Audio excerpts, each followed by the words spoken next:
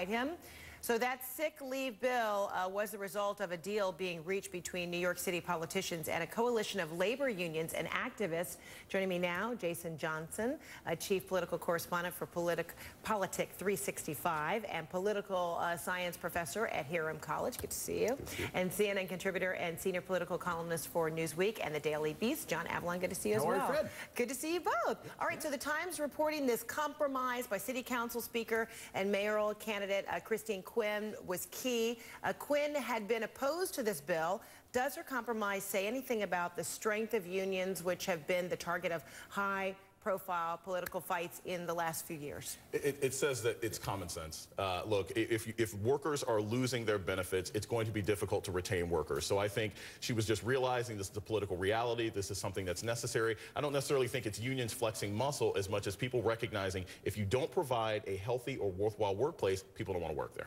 This is political. Yeah. Pure, full stop. Christine Quinn, the city council speaker, had been trying to avoid a vote on this bill for years now because Mike Bloomberg and business leaders who she's trying to court in her mayoral campaign don't want it to move forward. It absolutely is a reflection of the strength of the labor unions in New York and in the Democratic primary for mayor in particular. This is all politics, much more than policy.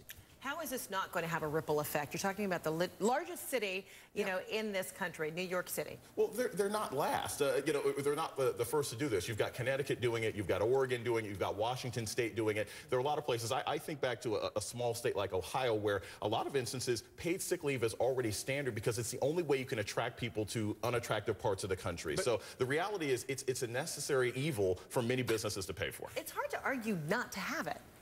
It is hard to argue not to have it from a simple decency question. The real question is this something that businesses should be offering to attract workers, as in the case you just gave in Cleveland, or is it something the state should be mandating on a city, and would that hurt the city's economic competitiveness, and would it actually make some businesses move out? With the fragile economy right now, that's a legitimate concern, especially for small and mid-sized businesses in a city like New York. So this wouldn't take effect until next year.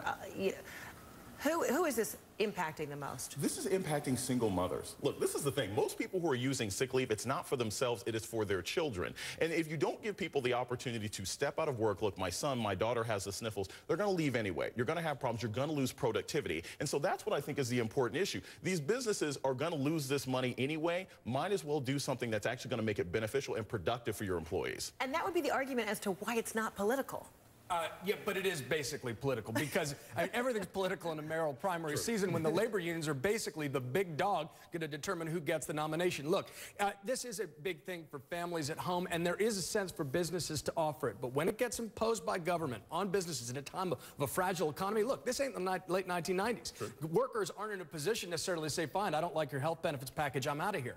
So, this is a philosophical debate. It is also a practical debate, and it's where the rubber meets the road when it comes to a still recovering economy. Except most employees feel like they don't have the empowerment, they don't have the strength to really hold a corporation, a workplace accountable, but government perhaps does have the upper hand. Government does have the upper hand, and they have to in this particular instance. Look, we've been using the excuse that it's a bad economy for way too long. It's kind of like saying, it's been a bad economy for way too long. It's been a bad economy, but it doesn't mean that we need to lose the basics of how we keep a worthwhile business place. Look, it's like you've got companies right now that are saying, hey, rather than losing productivity during March Madness, we're going to put a TV in the room. I mean, there's things that you can do in your business to keep things practical and functional. I love that from a worker standpoint. I think it's a strange new mandate. If government said you got to put the NCAA on, I think we'd have a problem. You know, bracket busting takes time. Something tells me nobody would oppose that. All right. Exactly. Jason, John, good to see you, gentlemen. Good to see you guys. J squared.